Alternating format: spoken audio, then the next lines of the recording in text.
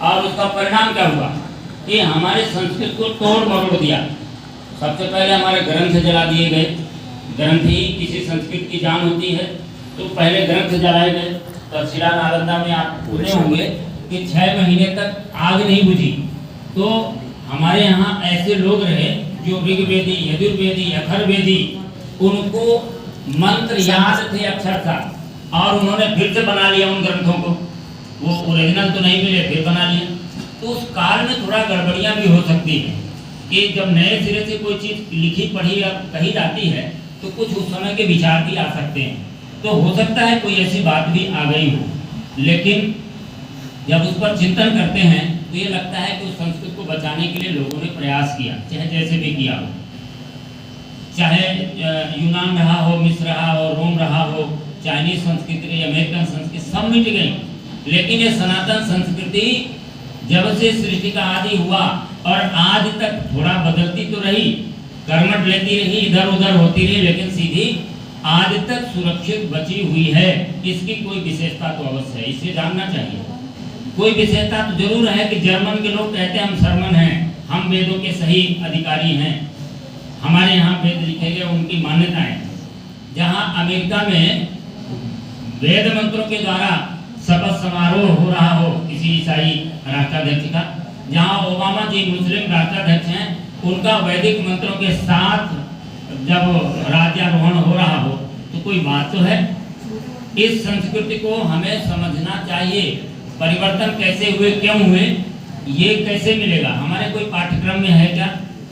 आप तो जहाँ बैठे हैं, यहाँ चूंकि संस्कार और संस्कृति का ज्ञान आपको मिलता है, सहज है। जो हम बता रहे हैं इसके बारे में बहुत सारी जानकारियाँ आपको हैं, और दूसरे विद्यालयों में चले जाइए तो उनको, उन बच्चों को, बेचारों को न परिवार में मिलता, न समाज में मिलता, और न उनके कहीं साहित्य में उपलब्ध है कि वो पढ़ ही सके कि हमारी महानतम संस्कृति क्या रही है।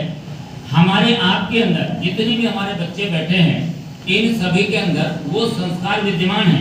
ये भी राम बन सकते हैं, ये भी गांधी बन सकते हैं, ये भी डॉक्टर हेडगेवार बन सकते हैं, ये पंडित श्री राम शर्माचार्य, दयानंद सरस्वती, तुलसी, सूर, मीरा बन सकते हैं। इनके अंदर सारी क्षमताएं विद्यमान हैं, लेकिन इन क्षमताओं को उभारा कैसे जाए?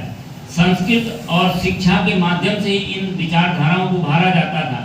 भगवान राम को योग वासिष्ठ की सुंदर शिक्षाएं जब वशिष्ठ जी ने दिया, उनके अंदर अपने राष्ट्र, अपनी संस्कृति, अपने कुल के गौरव का अनुभव हुआ, और जब वनवास उनको हुआ तो सहज रूप से चित्रकूट में आ गए।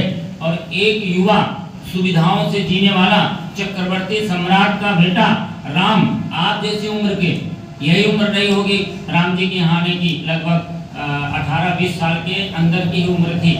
और ऐसे समय में जब यहाँ पर सांस्कृतिक पतन देखा, उन्होंने देखा ऋषि मुनि संत बड़े दुखी है, राक्षस असुर अत्याचारियों ने इनको परेशान कर रखा है, तो यहाँ पर संकल्प कर दिया, निश्चयहीन कर्म में भुज उठाई प्रण की, सकल मुनि के आश्रमन जाय जाय सुख दे।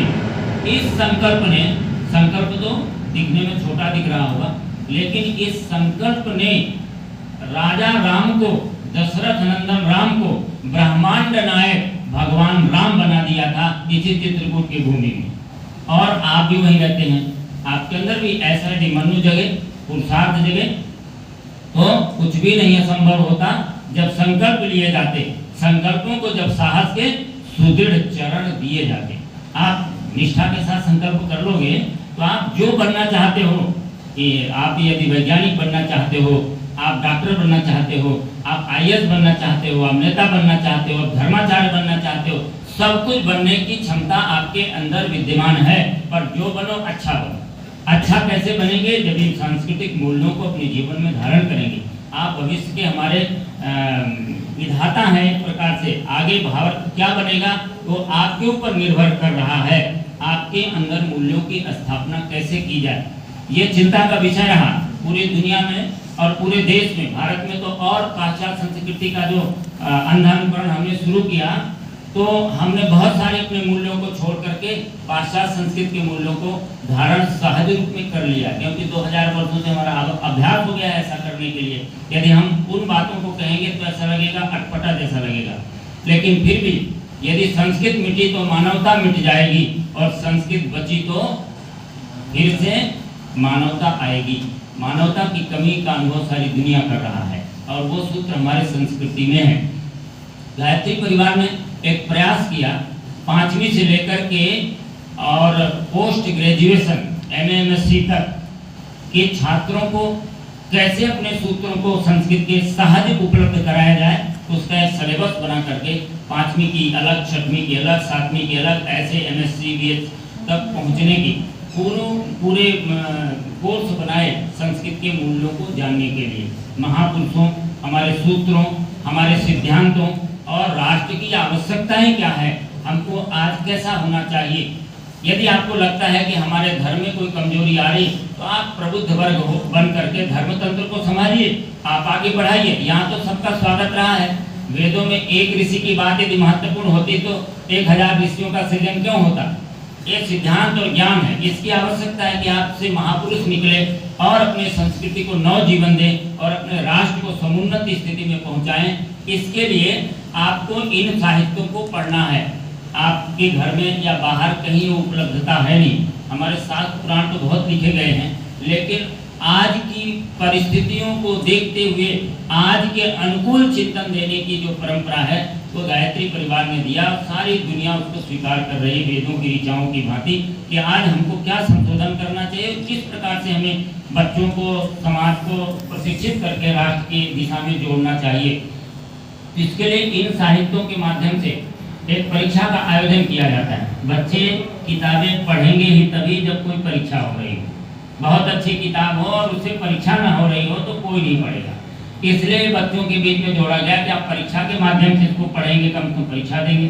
और जब आप परीक्षा देंगे तो आपके अंदर क्या टैलेंट है अपने राष्ट्र संस्कृति के प्रति, तो ये भी पता चलेगा।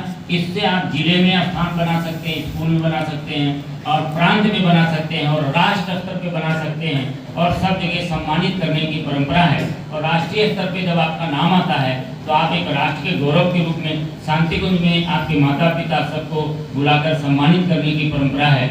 और ऐसे होनहार छात्रों को राष्ट्र के समाज निर्माण के कार्यों में प्रेरित करने की व्यवस्था बनाई गई है। क्योंकि अच्छे लोगों के हाथ में जब राष्ट्र आएगा, अच्छे लोगों के हाथ में जब धर्म आएगा, अच्छे लोगों के हाथ में जब राजनीति या समाज नीति आएगी, तभी इस देश में समस्त समस्याओं का समाधान हो सकेगा। तो इसका एक प्रयास इसके माध्यम से किया जा रहा है। आप सभी का हृदय से अभिनंदन है और स्वागत है। और इसको जानने के लिए और समझने के लिए आपका आह्वान है। गायत्री परिवार ने छोटी किताब से लेकर के बहुत बड़ी बड़ी किताबें तक बनाई है। 3500 किताबें लिखा है युग ऋषि ने। आपके जीवन की सारी समस्याओं का समाधान इस साहित्यों से मिल सकता है। आप उसको जरूर पढ़िए और अपने जीवन को ऊंचा उठाइए, अपनी महानता को निखारिए, जिससे हमारे राष्ट्र का गौरव बढ़े। आदरणीय हमारे प्राचार्य महोदय जिन्होंने समय दिया, उनका हृदय से अभिनंदन कर रहे हैं। सभी आचार्यगण जो सुंदर इतनी अच्छी व्यवस्था बना के रखे हैं।